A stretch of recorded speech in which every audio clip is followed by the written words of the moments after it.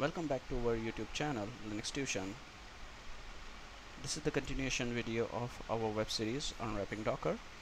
In the previous video, we understand one of the Docker internals namespace. In this video, we're gonna cover kernel Cgroups. Kernel Cgroups is also known as control groups. In Linux, it allows you to manage and control the resource allocation of a process and a group of processors on your system. Cgroups enables you to limit and prioritize the CPU, memory, disk, I/O, and other resources. It also helps you to ensure the fair resource distribution among the application or the user group. So we can take an example like if any process requests memory and on the same time other process also request a memory, so Cgroup ensures which process has which priority. If one of the process has the higher priority, so Cgroups ensure the memory will get to the process who has the higher priority. So that's how it controls the resource allocation, and it also limits it also sets the limit for the utilization. uh, in other words, you can say it controls the abusive behavior of a process or maybe a user. So there are some kernel Cgroups that actually being consumed or utilized by Docker to deliver its functionality. One of the Cgroups called memory Cgroups. It is for maintaining and managing an accounting managing and accounting limits and notification.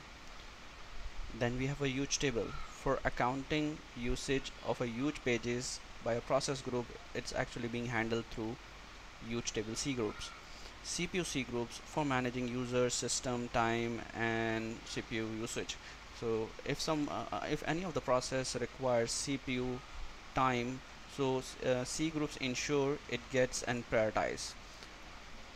CPU set groups, and there are some other like block IO Cgroups. It ensures for measuring and limiting amounting of block IO by a group. It ensures none of the process can do abuse the disk. Net underscore CLS and net underscore prio Cgroups for tagging the traffic control. So whenever the traffic is coming in and coming out, going out, it controls through a Cgroup called net underscore CLS and net underscore prio. Device Cgroups. Whenever a process requires to access any device like mouse, keyboard, or any other devices, it ensures it gets the access. Or if some processes has the higher priority, so Cgroups ensures higher priority process get the device access first. Freezer Cgroups for freezing a group, maybe like if any of the process, it is very useful for cluster batch scheduling and process migration and debugging without affecting PR trace. So it ensures that the process get freeze if it's not it's being used, or the resource allocation uh, should not be happen to that particular process. So let's see how we can how Docker consume the Cgroups, because in previous videos we already mentioned that whatever we are seeing we will be proving as well. So in the previous video we said Docker consumes Cgroups. So how we can see which Cgroups created by which process? So let's find out a process. So assuming we have this process 5432 543. Let's get the process ID of any we can say let's just find out the Cgroups of this particular process. So we have a directory. There is no such tool that can help you to find out, but you can find out through proc process ID and then Cgroups. So this will tell you which Cgroup being created by process ID called 5405. So it creates CPU set Cgroup, CPU accountant, net underscore CLS, net underscore prio, freezer, use table, RDMA, memory, pets, perf event, devices, block IO, name. So these these are the C groups being created by this particular process. So Docker, we also mentioned that Docker utilizes the you can say utilize the C groups to manage the resources. So it's time to prove. So we have two containers already running. So what we can do is we can just stop these container. Docker stop this. So we have no container running at the moment. That means there should not be any C groups occupied by Docker engine. So where these security groups are held, so it's under fs, sorry, not fs, it's sys fs and sys fs C groups. So yeah, it's C groups. So there are C groups. Every C groups had its own directory. So if I go to the block IO, so underneath I can see Docker as well. So if I go to the Docker, I couldn't see any container. It's a default Docker uh, C groups. Uh, so none of the Docker container creates any CPU or C groups being created by Docker container. It should be under this particular directory, which is sysfs C group or C group name and the Docker directory. Every C group has a directory called Docker, and so all the C groups which being created by Docker engines, it will be gonna present in this.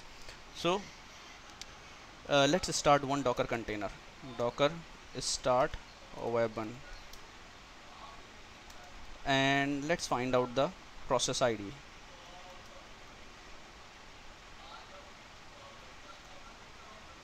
So we have a command called docker inspect minus minus format dot state. I'm just trying to find the process ID of a container called web1. So this is the process ID of my Docker container. So let's find out which namespace is being created by this particular process. So the same process which I followed to find out the process C groups of a specific process ID in the beginning, I will be using the same one.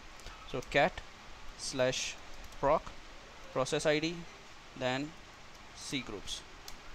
So here I can see these C groups created by my Docker container web1. So if I stop my Docker container, so let's see what happened. If I access the same, so there is no such file and directory. So that's how I can we proved that C groups being created by Docker container. So if we start other containers like Apache as well, and we found out the process ID Apache and 6774. If we wanted to see which name is C groups being created by this specific process, we can use the previous command. Just we need to replace the process ID. So we can see all the C groups which being created by this particular process. Also the location where it's reside, it says under the Docker directory there is a folder called this. So if I go, if I'll do ls over here, so I can see there is a directory which is called 49, the same mention over here. If I go to this directory cd 49, so I can see the resources are mentioned over here. If I do cat static, so I can see the process which is being consumed, which are actually consuming these C groups are mentioned over here. If I psaux pipesign grab http,